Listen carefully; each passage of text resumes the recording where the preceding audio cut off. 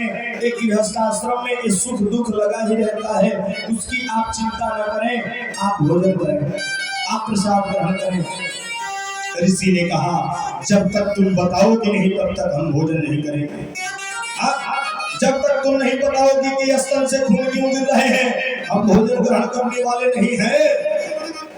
जब ऋषि जिद करने लगे तो धारा ने कहा ऋषि से, महात्मन हम बगल में बनिया के यहाँ, हमारे घर में अन्न नहीं था, हम बगल में बनिया के यहाँ गए थे, ऐसी ऐसी बात हुई और बनिया ने अस्त्र मांगा, हमने बड़ा अस्त्र काट के दे दिया। भगवान चतुर्भुज रूप जो है लेकर के धारण करके और प्रकट हो गए। बोलिए चतुर्भुज भगवान की जय। भगवान प्रकट हो गए, स्वयं भगवान आए थे उनके द्वार पे भक्ति देख करके। भगवान ने कहा धारा हम तुमसे बहुत प्रसन्न हैं और अगला जन्म जो होगा तुम्हारा वो देवकी के रूप में होगा, तुम्हारे ही गर्भ से हम जन्म लेंगे, भले ही जन्म लेंगे और पुनः एक जन्म होगा जो यशोदा के रूप में जन्म होगा और 12 छटाक तुम्हारे स्तन से खून गिरा है, 12 वर्ष तक हम किसी स्तन से दूध पिएंगे, दुग्ध पान करेंगे। वही मैया यशोदा, भले ही देवकी ने जन्म दिया लेकिन मैया यशोदा के यहाँ ही भगवान जाकर के उन्होंने दूध पान किया। बोलिए कृष्णचंद्र भगवान की जय, आनंद कंद सच्चिदानंद भगवान की जय।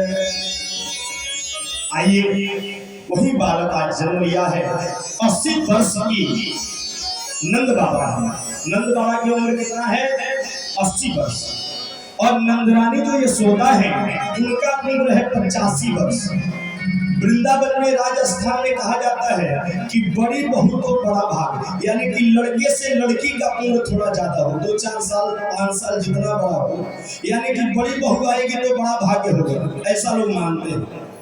नंद जी 80 वर्ष के हैं और नंदरानी यशोदा जो है 85 वर्ष की है। 85 वर्ष में इनको जो है बालक हुआ, खुशी की ठिकाना नहीं। गोकुल में हर जगह बधैया सोहर आनंद हो रहा है। कल बधैया सोहर हम लोग गाने किए थे, आइए एक छोटा सा बधैया, उसके बाद बालक का नामकरण संस्कार आदि आदि जो है संस्कार प्रारंभ होगा और बाल लीला की कथा हो। बधैया बाजे आज नंद तारे, बधैया बाजे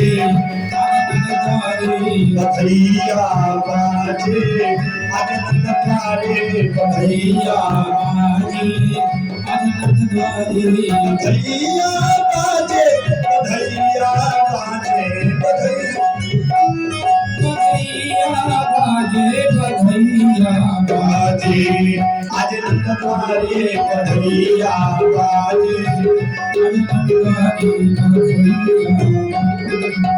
केहू लुटावेला मन धन सुनमा, केहू लुटावेला मन धन सुनमा, केहू लुटावेला मन धन सुनमा, केहू लुटावेला मन धन सुनमा, केहू लुटावे रुपैया, केहू लुटावे रुपैया, बधैया बाजे आज नंद तारे, बधैया बाजे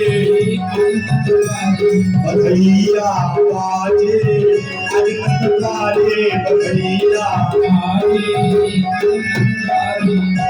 राजन लुटावे मन धन सोनावा, राजन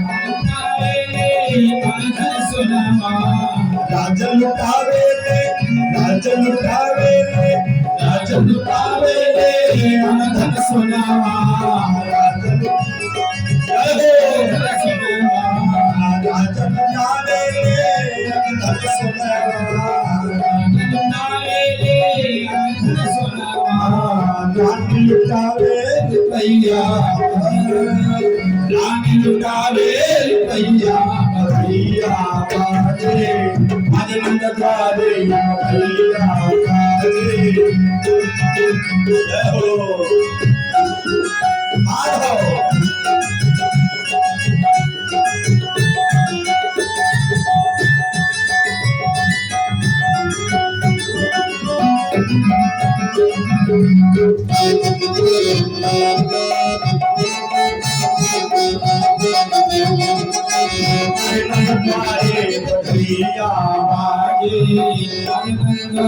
बधैया बाजे अजनंदवारे। चलो सखी आंगन सुफल करिया में, चलो सखी आंगन सुफल करिया में, चलो सखी नैन सुफल करिया में, चलो सखी नैन सुफल करिया में। प्रगटे कृष्ण कन्हैया, प्रगटे कृष्ण कन्हैया बधैया बाजे अजनंदवारे बधैया बाजे। बधैया बाजे अजनंदवारे बधैया बाजे।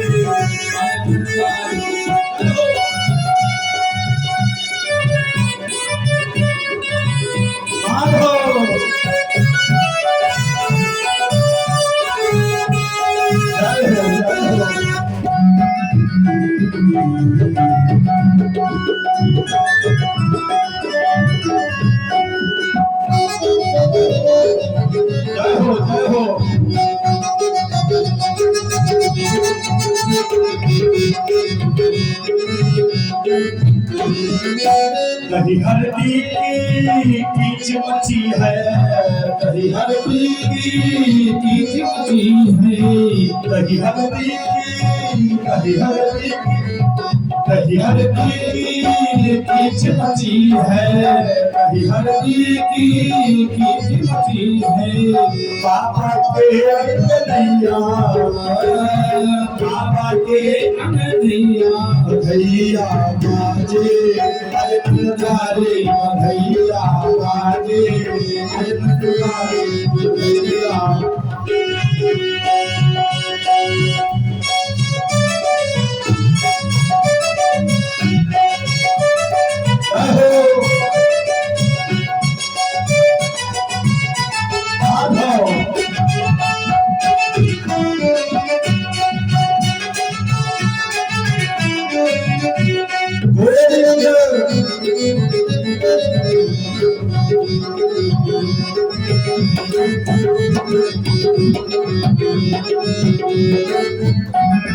और क्या चढ़े विमान सुमन सुर बरसे, चढ़े विमान सुमन बरसे, चढ़े विमान सुमन सुर बरसे, चढ़े विमान सुमन सुर बरसे।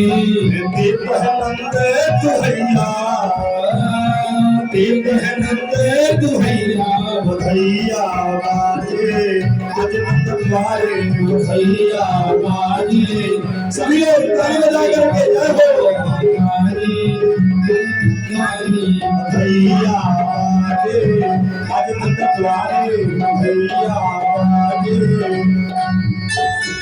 जय हो माधव।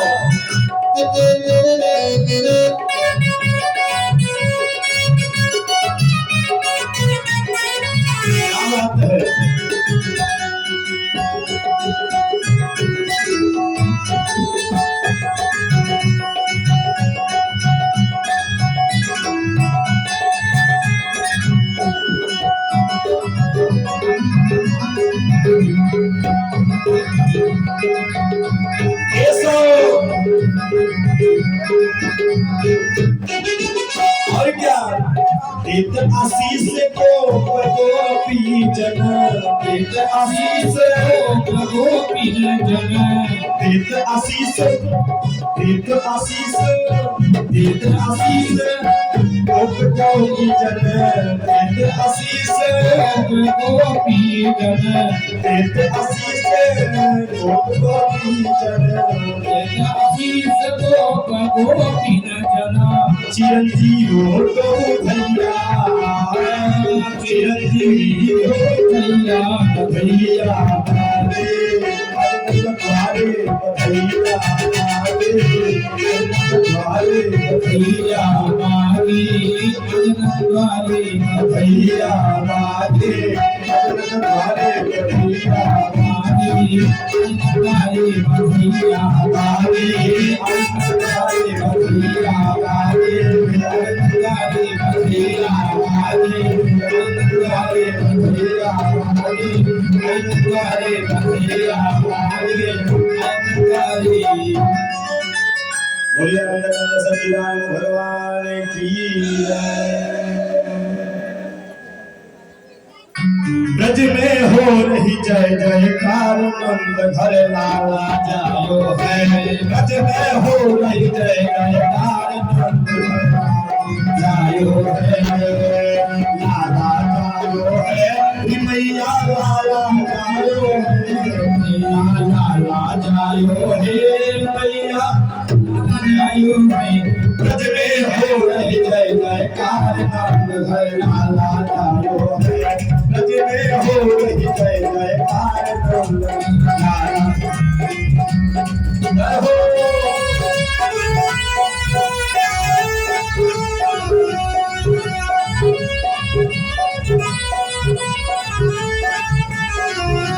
ब्रज में हो रही जय जयकार नंद घर लाला जायो है। ब्रज में हो रही जय जयकार बाले बाले सब हिल मिल गावे जुट के जुट लगावे। बाले बाले सब हिल मिल गावे जुट के जुट लगावे। ब्रह्मानंद समाने आज ब्रह्मानंद समाने आज मैया सुख को पाई है। ब्रज में है नहीं जय जयकार नंद घर लाला जायो है। ब्रज में हो रही जय जयकार नंद घर लाला जायो है।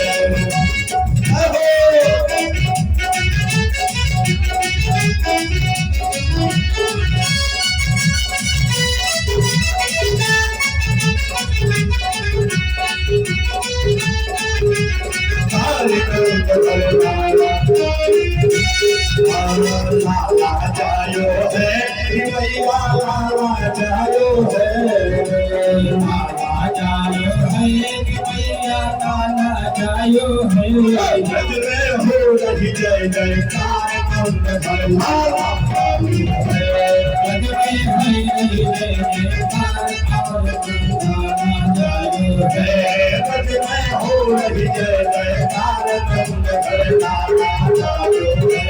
ब्रज में हो रही जय जयकार नंद घर लाला जायो है। ब्रज में हो रही जय जयकार नंद घर लाला जायो है। ब्रज में हो रही जय जयकार नंद लाला जायो है। हर जगह बधैया ही बधैया, सोहर ही सोहर हो रहा है। कहाँ कहाँ हो रहा है? गोकुल में हर जगह बधैया सोहर हो रहा है। और उसी में जो है बोलिए नंदनंदन सच्चिदानंद भगवान की जय। भक्तवत्सल भगवान की जय।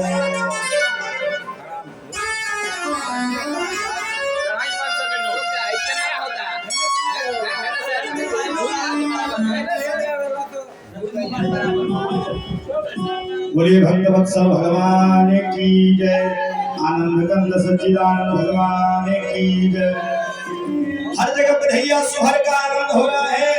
मैया यशोदा और नंद बाबा भूले नहीं सुना रहे हैं। हाँ? लेकिन जब कंस को पता लगा नारद जी के द्वारा क्या कि तुमको मारने वाला कहीं जन्म ले चुका है, और उस कन्या ने भी बताया कंस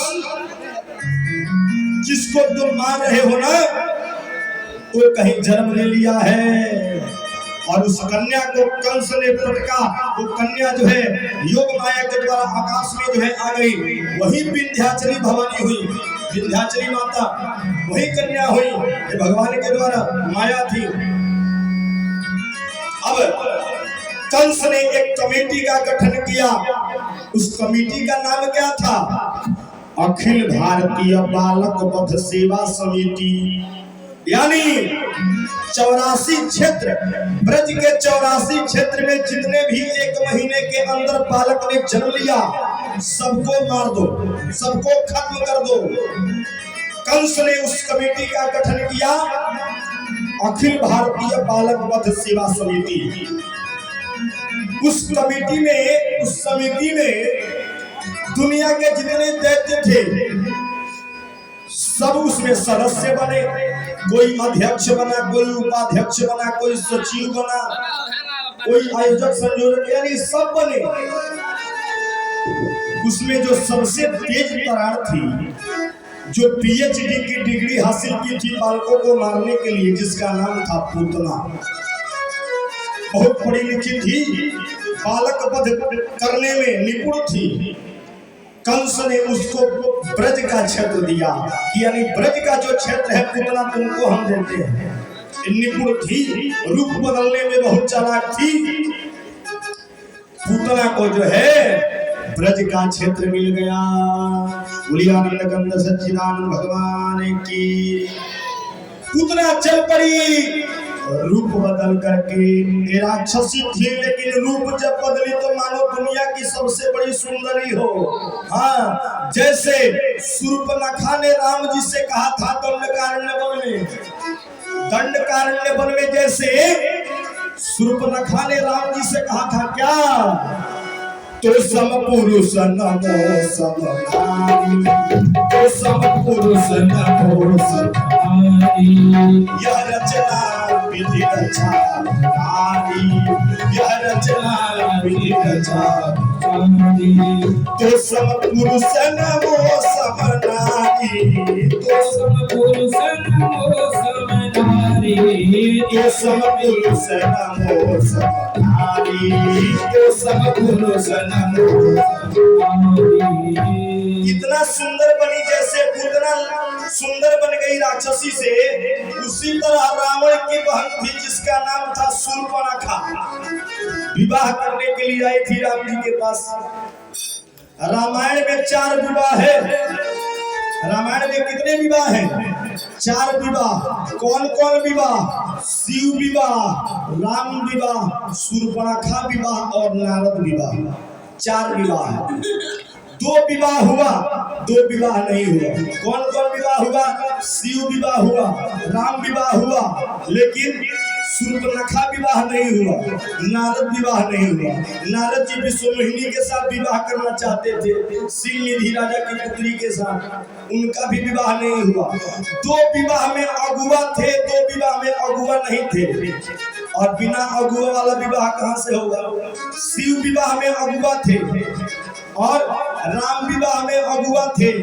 शूर्पणखा विवाह में कोई अगुआ नहीं।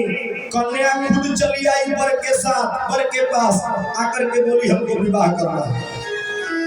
हाँ, और नारद विवाह में भी कोई अगुआ नहीं था। नारद जी बोले कि हमको विवाह करना है। हाँ, जब नारद जी ने हाथ देखा, जे यही पर अमरपति होई, नारद जी ने सोचा इससे जो विवाह करेगा अमर हो जाएगा। नारद जी ने सोचा कि चलो हम विवाह कर लेते हैं। 2 विवाह हुआ, 2 नहीं हुआ। ये शूर्पणखा जो है सुंदरी बन गई, जैसे पूतना सुंदर बनी है, इतना सुंदर। और इसने राम जी से कहा कि तो सम पुरुष नमो समनारी, आपके समान त्रैलोक में कोई सुंदर नहीं है और हमारे समान कोई सुंदरी नहीं है। क्यों? अहनि कुमार मोर लघुभ्राता, अहनि कुमार मोर लघुभ्राता, अहनि कुमार मोर लघुभ्राता, अहनि कुमार मोर लघुभ्राता, अहनि कुमार मोर लघुभ्राता, अहनि कुमार मोर लघुभ्राता। इस शूर्पणखा रावण की बहन है। बाबा गोस्वामी तुलसीदास जी कहते हैं, शूर्पणखा रावण के बहिनी, शूर्पणखा रावण के बहिनी, दुष्ट हृदय दारुणयस अहिनी, शूर्पणखा रावण के बहिनी, दुष्ट हृदय दारुणयस अहिनी, दुष्ट हृदय दारुणयस अहिनी। एक इतना सुंदर थी, इतना सुंदर बनी शूर्पणखा, मानो लक्ष्मी फेल हो गई हो। ये कौन है? तो बाबा जी कहते हैं शूर्पणखा रावण के बहिनी, दुष्ट हृदय दारुण असहिनी। अहिनी मतलब सर्पणी होता है, ये सर्पणी है। लेकिन एक पुराना ये रामायण में नहीं लिखा है। हाँ, रामायण मीमांसा में लिखा गया है। इस बात को जो मैं बता रहा हूँ, एक संकल्प की थी। कौन सा संकल्प? इसका संकल्प था लव मैरिज, विवाह की थी, जिसका नाम शूर्पणखा था। इसके पति का नाम था विद्वतजीव। और जब ये विवाह कर ली तो विवाह करके भी जा ही रही थी तो रावण ने इसके पति को मार दिया, विद्वतजीवा को मार दिया। इसने प्रण किया कि भैया आज आपने मेरे मांग का सिंदूर धुल दिया, लेकिन एक समय आएगा इस लंका में कोई सिंदूर वाला नहीं रहेगा, सबका सिंदूर धुल जाएगा। इसने प्रण किया था, इसीलिए राम जी के पास गई और बोली तो समपुरुष न, यानी बैर करना चाह रही है। ये जानती है कि रावण को कोई मार सकता है तो राम ही मार सकते हैं। राम जी के पास गई और बोली तो समपुरुष नामो समारी, आपके समान सुंदर कोई पुरुष नहीं, मेरे समान कोई स्त्री नहीं, इसलिए आप विवाह कीजिए। राम जी ने कहा हमारा विवाह तो हो गया, देखो बगल में सीता बैठी है, हमारा भाई जो है वो कुमारा है, उसका विवाह नहीं हुआ। अब आप बताइए, जब राम जी लक्ष्मण जी वन में गए तो लक्ष्मण जी का विवाह हुआ था? जो लोग रामायण पढ़े होंगे जानते होंगे, विवाह तो सबका चारों भाई का एक ही साथ हुआ था। तो राम जी ने क्यों कहा कि हमारा भाई लक्ष्मण वो कुमारा है, उसके साथ तुम विवाह करो? ये गूढ़ बातें हैं। राम जी ने कहा अहै कुमार मोर लघुभ्राता, अहै कुमार मोर लघुभ्राता, अहै कुमार मोर लघुभ्राता, अहै कुमार मोर लघुभ्राता। इसका अर्थ रामायण मीमांसा में बताया गया। क्या इसका अर्थ रामायण मीमांसा में बताया गया? यानी शास्त्र कहता है कि 12 वर्ष तक अगर कोई विवाह किया, अपनी पत्नी के पास नहीं गया पुरुष, तो वो कुंवारा माना जाएगा। क्या माना जाएगा? कुंवारा माना जाएगा। जब लक्ष्मण जी दंडकारण्य वन में गए तो 13 वर्ष 1 महीना हो रहा था, 13 वर्ष 1 महीना। इसलिए राम जी ने कहा कि अहै कुंवार मोर लघुभ्राता, यानी कुंवार शब्द से इन्होंने विभूषित किया, यानी लक्ष्मण कुंवारा है। दूसरा अर्थ क्या है? यानी शूर्पणखा रावण की बहिनी, दुष्ट हृदय दारुण असहिनी, यानी कि ये सर्पणी है और हमारा भाई सर्प है, यानी शेषावतार है। ये शेषावतार है। अहै कुमार मोर लघुभ्राता, यानी कि लक्ष्मण के रूप में नहीं, तुम सर्पणी हो तो हमारा भाई शेषावतार है, उसके साथ जाकर के विवाह कर लो। ये इतना सुंदर बनी। ये आजकल ब्यूटी पार्लर चल रहा है कलयुग में, त्रेता युग में भी ब्यूटी पार्लर था, तभी तो तुरंत रूप बदल के सुंदर बन गई। और शूर्पणखा का नाक कटा, वहीं से लंका के अंत का अध्याय लिख दिया गया। हाँ, लंका का अंत का अध्याय शूर्पणखा के माध्यम से ही लिखा गया। अब आइए हम द्वापर में चलते हैं। पूतना इतना सुंदर लक्ष्मी स्वरूप बनी, ब्रज के क्षेत्र में चली गई, जाकर के पता लगा रही है किसके किसके घर बालक जन्म लिया, जिसके घर पता लगे बालक जन्म लिया उसका अंत कर देती थी। इसको पता लगा एक जगह बहुत बधैया सुहर हो रहा है नंद बाबा के यहाँ। एक चली गई रूप बदल के। जब यशोदा जी के पास गई, नंद रानी जी के पास गई पूतना, तो बालक को पालने में सुलाया गया था, पढ़ाया गया था। ये वहां पहुंच गई और जाकर के कह रही है, जब बालक को देखी सोया है, इसको तो मारना था। यशोदा जी से बोली, अरे यशोदा, तुमको पता नहीं बालक को कैसे सुलाया जाता है? सरसों का तकिया बना के सिर के पास रखा जाता है ताकि सिर टेढ़ा ना हो, ऐसे ही सुलाती हो तुम। बालक को कैसे दूध पिलाती हो? इतना दुबला पतला है। 10 बातें बताई। अब यशोदा जी ने कहा कि हमको क्या पता, 85 वर्ष की उम्र में तो लड़का हुआ, कभी हुआ रहता तब तो हमको पता रहता कैसे रखना है, कैसे दूध पिलाना है। पुतना ने कहा देवी तुमको पता नहीं ये बालक जो है बहुत दुबला पतला है, बीमार है, इसको दूध की आवश्यकता है, दूध पिलाओ।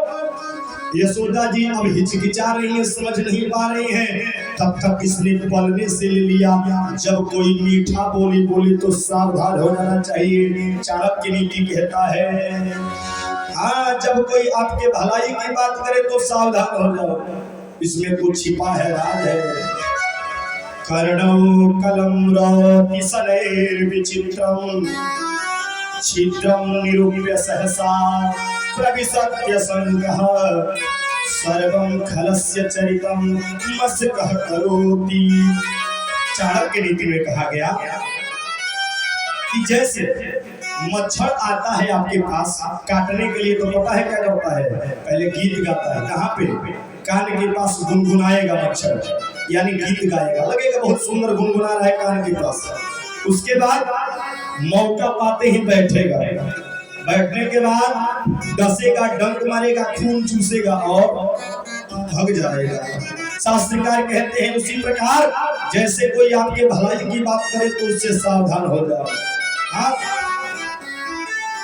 पुतना भलाई की बात कर रही है यशोदा मैया के पास, यशोदा जी कुछ नहीं समझी, उस बालक को पुतना ने उठा लिया और दूध पिलाना शुरू कर दिया।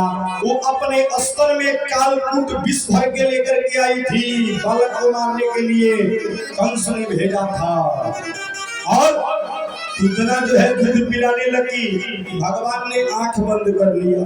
हाँ, भगवान कृष्ण ने आंख अपना दोनों बंद कर लिया। और जब आंख बंद किया तो संतों ने वेद व्यास जी से पूछा, वेद व्यास जी आप ये बताएं, भगवान कृष्ण ने आंख क्यों बंद किया?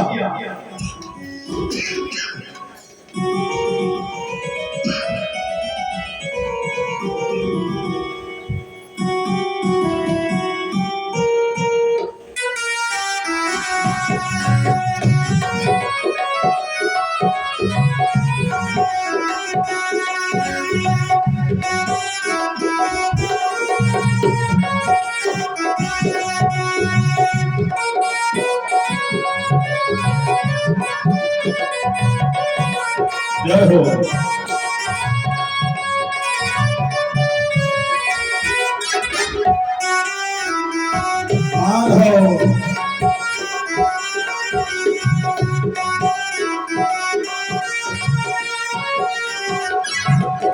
बोलिया सच्चिदानंद भगवान की। अब जो है वेद व्यास जी से संतों ने पूछा, महाराज वेद व्यास, भगवान कृष्ण ने आंख क्यों बंद कर लिया? वेद व्यास जी ने कहा, भगवान ये सोचने लगे कि हम तो आए थे माखन मिश्री खाने के लिए और ये पहले ही हमको कालकूट विष पिलाने के लिए आ गई। बताओ, भोले बाबा का ध्यान किए आंख बंद करके भगवान कृष्ण ने भोले बाबा से कहा, बाबा हम तो माखन मिश्री खाने के लिए आए थे यहाँ गोकुल में, और आते ही ये जो कालकूट विष भर के राक्षसी आ गई, इसलिए हमको तो माखन मिश्री ही खाना है। आप आकर के दूध का पान जो है इसे जो है विष का पान करें। और दूसरे संत ने बताया, एक संत ने बताया कि भगवान कृष्ण जब आंख बंद किए तो भगवान कृष्ण ने ध्यान लगाया कि एक मैया देवकी, दूसरी मैया यशोदा और तीसरी मैया ये आ गई दूध पिलाने के लिए। भले ही जो है विष पिलाए लेकिन दूध पान के ही सोच करके आई है। इसलिए वैकुंठ में दो आसन, कौन सा आसन? भगवान ने दो आसन पहले से ही लगाया था। भगवान ने दो आसन पहले से लगाया था, एक मैया यशोदा के लिए, एक मैया देवकी के लिए। और भगवान ने सोचा कि अब तीसरा आसन अब इस पुतना के लिए लगाना पड़ेगा। तब तक पुतना चिल्लाने लगी। जब भगवान ने उसका दूध पान शुरू किया, पीना शुरू किया, जब रक्त का शोषण शुरू किया तो ये चिल्ला रही है। भागवत में कहते हैं क्या, अहो बकीयम स्तनकालकूटम जिघांसयापाय यदप्यसाध्वी लेभे गतिं धात्रिचितां ततुन्य कमवह दयालुं शरणं गजेम। अहुवकीयम स्तन कालकूटम जिघां सयापायदप्यशाभी। अरे भगवान कितनी दयालु है, भगवान कितनी कृपालु है। वह बकी वो पूतना जो है अपने स्तन में कालकूट विष भर के ले गई मारने के लिए, लेकिन भगवान ने क्या किया, परमात्मा ने क्या किया, गोविंद ने क्या किया, उसको बैकुंठ में तीसरा आसन, अगल बगल में नहीं, एक तरफ देवकी का आसन, एक तरफ यशोदा का आसन, बीच में पूतना का आसन। बोलिए कृष्णचंद्र भगवान की जय। तीसरा आसन लगा जो पूतना के लिए लगा, लेकिन पूतना चिल्लाने लगी, मुंच मुंच प्रभालाभ, प्रभारुष नहीं, चिल्ला रही है, कन्हैया छोड़ दो छोड़ दो। भगवान ने कहा देवी जी छोड़ने वाले नहीं हैं, ये छोड़ते नहीं हैं, जब एक बार पकड़ लिए तो छोड़ते नहीं हैं, ये दुनिया वालों का काम है, ये दुनिया वाले करते हैं। जब भगवान का याद आया, जब दुख पड़ा तो भगवान के दरबार में चले गए, मंदिर में चले गए, भगवान की पूजा शुरू कर दी, जब शुरू कर दिया, लेकिन जब काम पूरा हो गया उसके बाद भगवान भूल गए, भगवान को छोड़ दिया। लेकिन ये दुनिया वाले करते हैं, कभी पकड़ते कभी छोड़ते हैं, लेकिन हमको जिसको एक बार पकड़ लेते हैं फिर छोड़ते नहीं। अब हमने पकड़ लिया, हम छोड़ने वाले नहीं हैं। पूतना के अस्त्र और रक्त का जब पान शुरू किया गोविंद ने, पूतना चिल्ला रही है, और यह वास्तविक जो ब्यूटी पार्लर में सज के लक्ष्मी बन के आई थी, इसका रूप बदल गया, अपने वास्तविक रूप में आ गई। भागवतकार कहते हैं कि इतना इसका विशाल का स्वरूप है, 6 कोस लंबा 6 कोस चौड़ा, बहुत विशाल का स्वरूप। मैया यशोदा चिल्लाने लगी, नंदराज चिल्ला रहे हैं, जितने गोप गोपी हैं सब चिल्ला रहे हैं, और ये गोविंद को लेकर के आकाश में उड़ गई। और नंद बाबा का एक बगीचा था, 6 कोस लंबा और 6 कोस चौड़ा, वहीं पे जाके गिरी।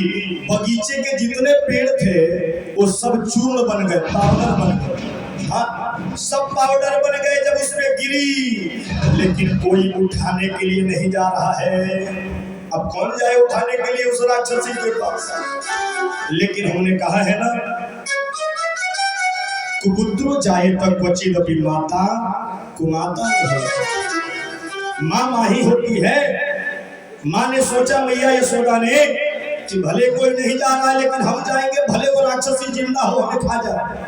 लेकिन मैया यशोदा दौड़ पड़ती हैं और गोविंद को उठा करके लेकर के आती हैं। उसके बाद बोलिए कृष्णचंद्र भगवान की जय। गर्गाचार्य ऋषि को बुलाया गया। महाराज गर्गाचार्य ऋषि आए, इनके कुल पुरोहित हैं। गर्गाचार्य ऋषि को बुला करके इसके बाद क्या हुआ, जात कर्मात्मजस्य वै पितृदेवार्चनं सदा। ब्राह्मण को बुला करके वाचित्वा स्वस्तेन जात कर्मात्मजस्य वै, सुंदर